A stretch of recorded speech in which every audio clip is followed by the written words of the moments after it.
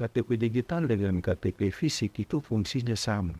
Seperti kegunaan dari KTP fisik, itulah kegunaan dari KTP digital. Ya, sebab tentu yang pertama-tama adalah sebagai bukti diri. Identitas diri warga negara Indonesia adalah KTP. Yang di dalamnya memuat banyak data, antara lain yang sekarang lagi penting sekali adalah nih, nomor hidup kependudukan, lalu nama, alamat, dan sebagainya.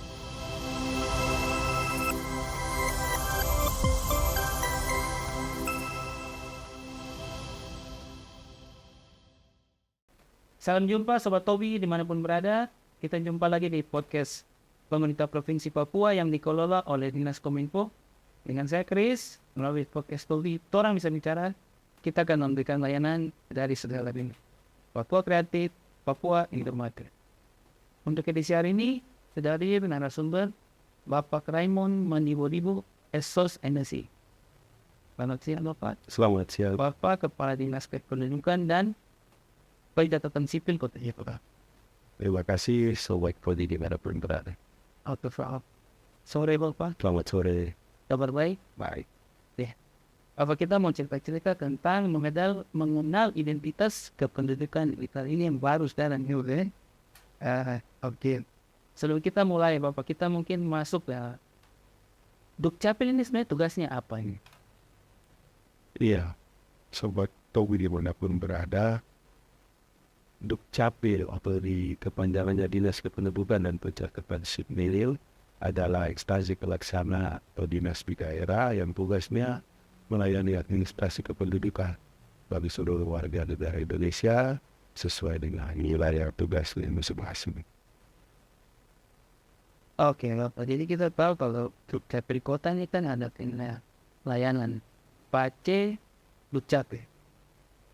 Itu apa PACE Dukcapil? PACE Dukcapil itu singkatan dari pelayanan cepat Dukcapil, Pelayanan cepat.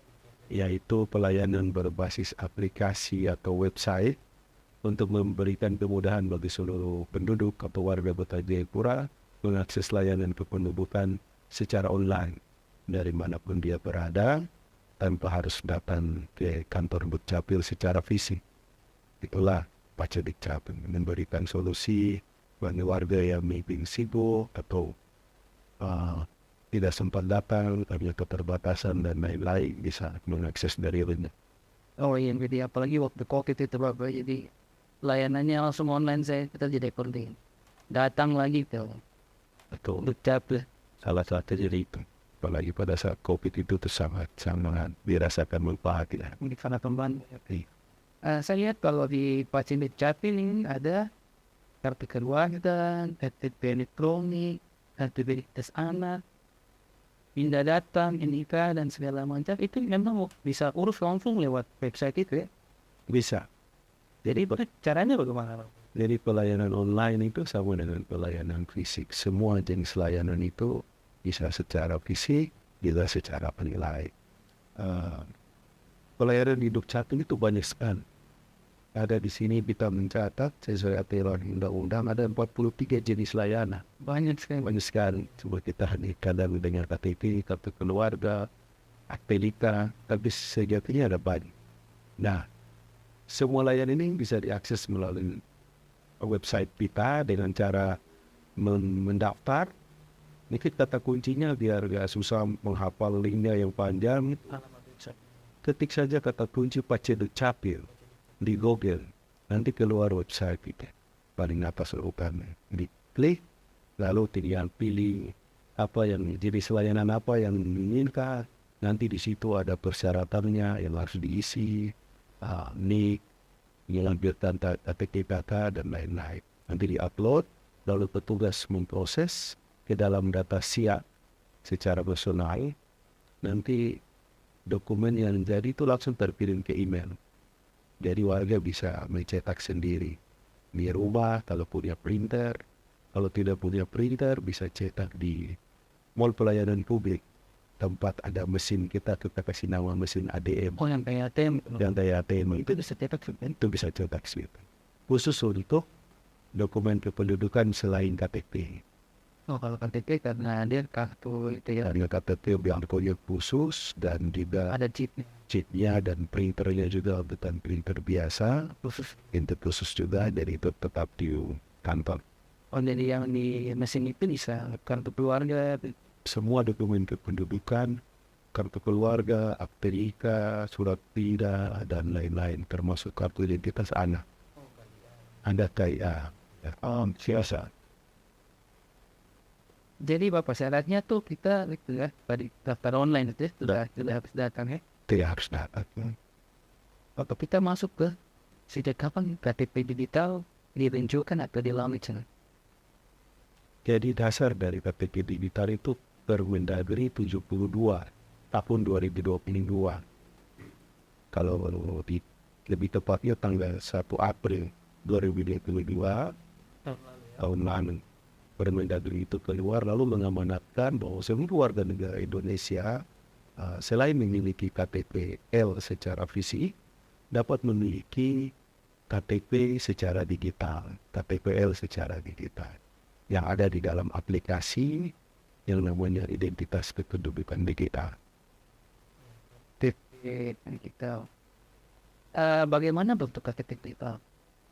Jadi KTP digital itu sejatinya adalah KTP L yang tersimpan di dalam aplikasi di HP. Jadi modelnya kalau dibuka di dalam aplikasi persis seperti KTP L yang secara fisik. Cuma dia tidak tersimpan secara fisik, tetapi sudah ada di dalam HP. Maka aplikasi itu harus diinstal dan dapat di-download dari Play Store maupun App Store. Dan jadi ada aplikasi yang namanya identitas kependudukan digital. Ya, itu namanya di Play Store, App Store itu juga namanya. Di dalamnya itulah terdapat salah satu, yaitu KTP yang kita kenal orang sering bilang KTP digital. Nah, itu. Bang, jadi kalau kita daftar, baik kita install di HP, di Android atau App Store ya kan. Setelah kita install itu katanya kita harus ada scan di UCAP. Itu kenapa kita harus scan? Jadi aplikasinya dapat di-download bebas oleh siapapun ketika dia mempunyai HP baik Android maupun iOS. Dan ada mengisi beberapa langkah, ini email aktif dan juga nomor HP, lalu melakukan swap foto atau perhiasan bilang selfie untuk dikoneksikan dengan database kependudukan SIA secara nasional agar terhubung, sehingga ketika setiap ada perubahan data, kita suatu saat pindah alamat atau kita mungkin suatu saat ganti foto itu misalnya dulu belum berhijab, lalu sekarang berhijab dan lain-lain, atau perubahan data lainnya, itu otomatis KTP digital itu sudah berubah karena dia terkoneksi secara real time dengan SIA. Itulah mengapa harus di-scan QR code-nya oleh petugas Dukcapil. Jadi tetap harus di-scan supaya dia terkoneksi. Berarti kayak saya WhatsApp punya KTP yang lama itu kan status belum kawin. Nah, itu juga kita bisa rubah ya. Bisa, yang penting diajukan permohonan perubahan status. Tentu harus dilampiri bukti-bukti. Kalau sudah kawin ya ada surat nikah. Kalau belum ada surat nikah, belum bilang sudah kawin, begitu pun sebaliknya. Nanti dengan otomatis ketika sudah punya KTP digital atau identitas kependudukan digital itu, statusnya sudah berubah. Setiap perubahan data adalah berubah otomatis. Ya otomatis ya. Beda dengan foto KTP baru simpan di HP. Ya sudah, Itu saja. itu saja. Ada perubahan apa-apa dia tidak dilihat. Itu bedanya. Oh, langsung diambil dari database, buat itu dia mengikuti langsung ya. Koneksi ya. Wah, pakai KTP digital ini wajib. Di dalam Permendagri 72 2022 itu disebutkan bahwa penduduk memiliki KTP LVC dapat memiliki KTP digital atau dengan melalui identitas kependudukan digital itu. Jadi di Permendagri itu tidak diwajibkan. Wajib ya. Jadi bunyinya dapat, tetapi bukan soal wajib dan tidak. Mari kita berpikir untuk bagaimana masyarakat itu sendiri mendapat kemudahan supaya suatu saat KTP-nya hilang, dia tidak perlu pergi urus lagi, sudah ada di HP-nya dan lain-lain keperluan lainnya. Jadi ini sebenarnya bukan untuk kepentingan Dukcapil atau pemerintah, memberi kemudahan bagi warga sendiri. Terutama ke depan kita akan menghadapi era digital, dan bukan tidak mungkin suatu ketika KTP secara fisik mulai perlahan-lahan dikurang. Tentu pemerintah menyadari tidak semua orang di Papua ini punya HP. Belum semua punya HP, juga ada daerah yang tidak ada internet, sinyal jelek, maka itu tidak bisa dipaksakan. Jadi menyesuaikan. Tidak wajib, Pak. Tidak wajib. Tetapi kita didorong untuk terus menggencarkan kepemilikan KTP kita. Iya, soalnya kalau macam KTP elektronik ini kan kadang masuk bilang harus kita foto lagi, kalau sudah ada di HP kan, oh ada yang dari dasitin, ya. Betul. Wow, perbedaan KTP elektronik dan KTP ini. Ya itu tadi, kalau KTP elektronik secara fisik berarti ada bentuknya. Ada yang kita ke sini. Ya, kayak contoh, saya kemanapun saya bawa-bawa. Karena amanat undang-undang, setiap warga negara Indonesia kemanapun membawa identitasnya. Nah, ini fisik. Kalau digital, ada di HP. Nah, kemudian kalau kita ada urus apa-apa, diminta fotokopinya. Kalau digital tidak perlu dikasih tunjuk saya kan.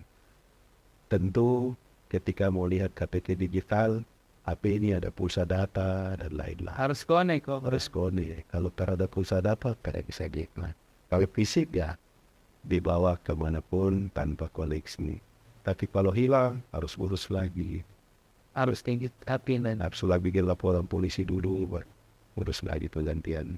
karena dia di HP. Kalau yang digital berarti kan kalau HP kan tinggal kita install ulang lagi aplikasi, login lagi, Ya. datanya kemarin lagi. Kita sudah punya data yang kita simpan di database. Ada pilihan di dalam aplikasi itu untuk memutuskan aplikasi itu ketika temu ganti HP baru, HP pindah, atau HP hilang, kita lapor ke Dukcapil, nanti diblokir, lalu tinggal lapor kembali kalau sudah ada HP baru. Mereka scan lagi, Kita masukkan kodenya, ketemu kembali online lagi. Bapak ini KTP digital bisa digunakan untuk apa saya? KTP digital dengan KTP fisik itu fungsinya sama. Seperti kegunaan dari KTP fisik, itulah kegunaan dari KTP digital. Ya, sebab tentu yang pertama-tama adalah sebagai bukti diri. Identitas diri warga negara Indonesia adalah KTP.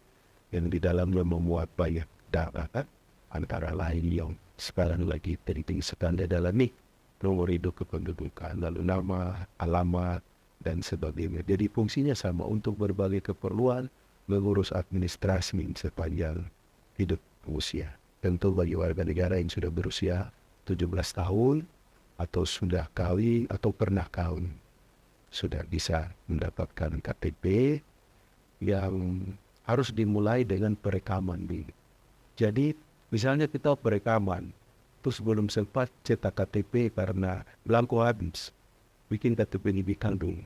Nanti bisa, itu solusi. Nanti kalau kapan belangko ada, mau datang bilang saya minta juga KTP fisik, boleh.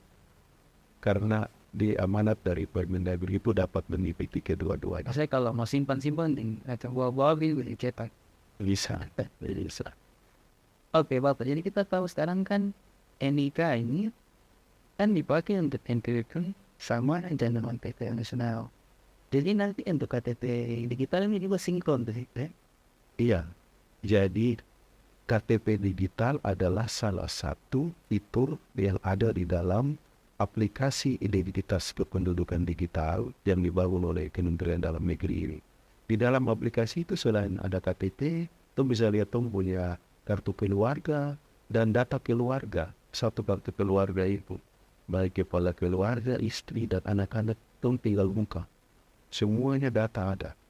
Jadi, dan kita bisa mencetak KTP, mencetak kartu keluarga, kartu identitas anak, dengan cukup dengan membawa identitas yang sudah IKD yang sudah kita aktifasi ini. Kita bawa ke mall pelayanan publik, Kalau scan dia pun bisa cetak anak-anak punya kartu identitas anak.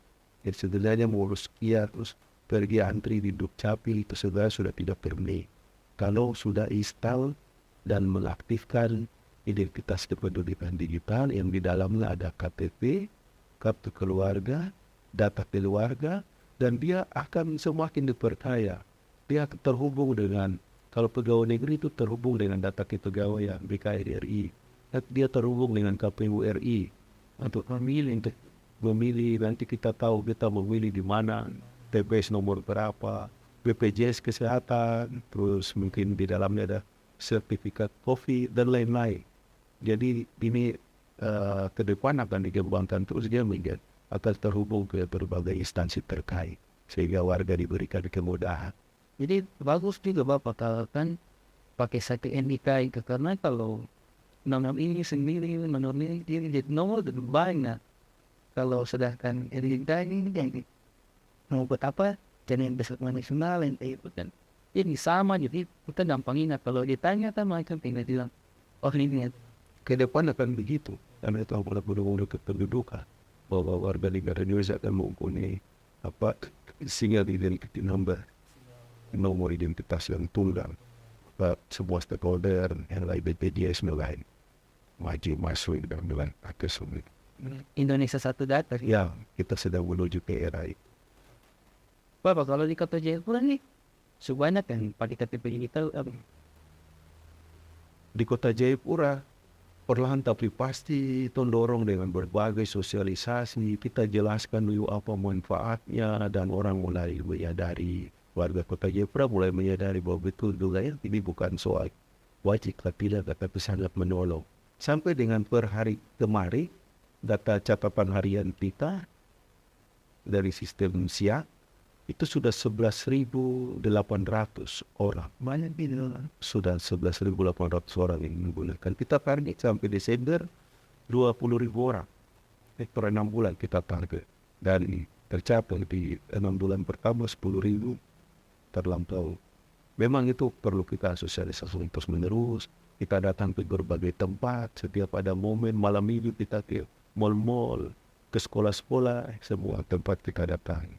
Itu dilakukan. Ada kelompok-kelompok masyarakat yang mau berkumpul 10-15 orang begitu, telepon kita kirim tim. ya sosialisasi. Lakukan aktivasi di tempat sih. Jadi kita siap kemana saja untuk meningkat. Karena ini sangat menolong bagi warga masyarakat yang sudah mengerti penggunaan. Iya Bapak, kan kalau di HP kan otomatis orang selalu bawa. Lebih baik dompet yang pinjam daripada HP yang tidak. Dan itu kenyataan. Iya. Jadi kalau sudah ada di HP kan sudah. Sekarang kan juga orang kalau mau bayar-bayar kan pakai HP. Semuanya. Kemana-mana tidak usah jalan bawa dokumen banyak-banyak. Cukup di HP segalanya ada. Mau berangkat di pesawat tidak usah kasih tunjuk, cari, tinggal buka. Kasih tunjuk, cari. Lihat muka sesuai. Mas. Bapak untuk keamanan KTP digital sendiri bagaimana, aman atau tidak? Tentu dokumen kependudukan disusun dengan sistem keamanan yang memadai, sama dengan aplikasi-aplikasi perbankan yang lain. Jadi KTP pun dilindungi dengan sistem keamanan KTP digital. Jadi kita akan mempunyai PIN secara pribadi yang bisa kita rubah. Jadi bukan PIN HP, PIN khusus masuk ke aplikasi itu. Kita bisa rubah kapanpun. Dan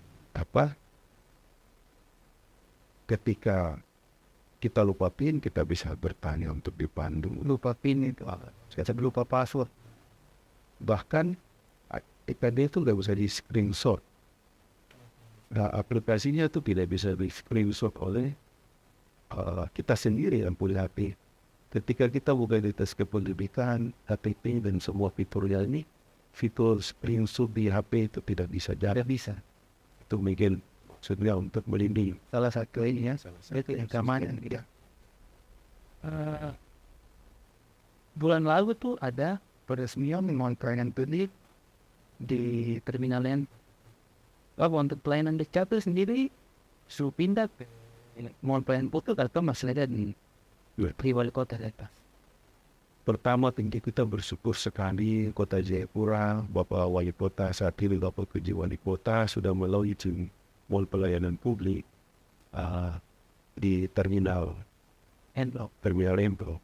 Nah, di dalam mall pelayanan publik itu ibaratnya mall warga datang cari segala kebutuhannya. Jadi di dalam mall pelayanan publik itu ada seluruh instansi terkait. Ada BBM, PLN, mau urus listrik, air, mau bayar telepon, atau urus SIM, semua ada di situ. Tinggal belok masuk. Termasuk Dukcapil ada di dalam. Masing-masing sudah dibagi konten atau gerai-gerai. Jadi kalau kita masuk ke dalam situ, ramai macam. Ada mekanismenya sudah diatur di situ. Dukcapil pun ada hadir di sini untuk memberikan pelayanan yang kepada warga. Tentu tidak semua pelayanan di situ. Dengan tempat yang kecil, yang terbatas, tidak mungkin seluruh peralatan Dukcapil itu diturun.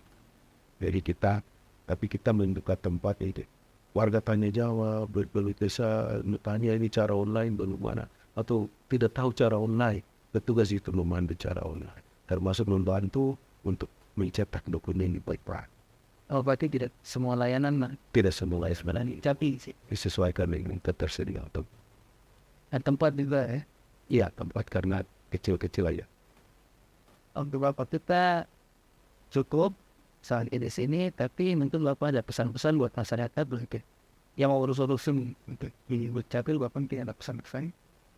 Jadi saya mengimbau dan mengajak kepada seluruh masyarakat Kota Jayapura. Yang pertama, kalau sudah tinggal di Kota Jayapura lama, marilah lapor ke Dukcapil supaya diurus KTP dan kartu keluarga Kota Jayapura.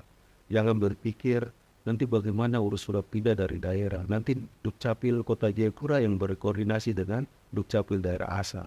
Karena itu amanat undang-undang. Kalau sudah tinggal di sebuah daerah 6 bulan, 1 tahun, itu wajib merubah.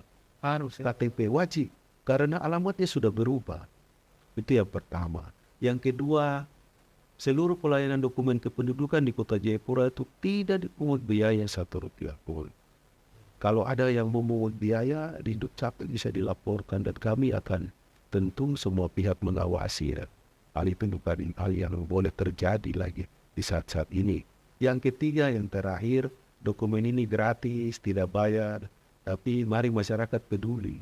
Kadang ton tidak mau tahu dengan toko dokumen kependudukan. Ton tidak tahu KTP supata kah belum, kartu keluarga ada di mana, akte kelahiran hilang kah tidak, nama lain di KTP dengan kakak. Pada saat diperlukan daftar ini itu baru ton lari ke sana kemari urus. Anak-anak masuk Soal itu baru datang ke Dukcapil minta cepat. Nah, untuk itu mari kita peduli terhadap dokumen. Dokumen ini gratis, tapi bukan dokumen murahan. Dokumen kependudukan itu dokumen resmi oleh negara yang diterbitkan oleh pemerintah sejak orang lahir sampai mati. Mungkin hanya orang meninggal saja yang tidak melihat aktenya. Sudah meninggal. karena sudah tutup mata. Jadi mari peduli demi kebaikan kita bersama sehingga penduduk kota terdata dengan baik, maka pemerintah kota memiliki Bapak Wali Kota dapat merencanakan dengan baik pembangunan dan pelayanan-pelayanan publik di Kota Jayapura karena semua terdata dengan baik. Ya. Dan jadi buat masyarakat yang mau urus Dukcapil bisa ke websitenya Pak Dukcapil, atau sekarang juga bisa ke mall pelayanan publik yang ada di Terminal Embro. Bisa. Iya, jadi kan kalau naik angkot itu Bapak langsung masuk ke belakang, urus barang-barang, kembali lagi naik angkot, langsung pulang. Jadi kita tidak harus online. Kalau tidak bisa online, tidak punya HP, pemerintah wajib melayani. Bisa datang. Pemerintah hadir di tengah masyarakat untuk menolong dan memberi solusi. Tapi di sisi lain, ton juga mari orang Papua, ton siap menuju masa depan. Menuju non bilang era 4.0, 5.0. Masa ton tidak bisa? Ton bisa. Tuhan menciptakan semua orang sama. Ton mari berusaha supaya ton bisa kejar saudara-saudara ton lain Sumatera, Kalimantan, Jawa. Kita juga bisa.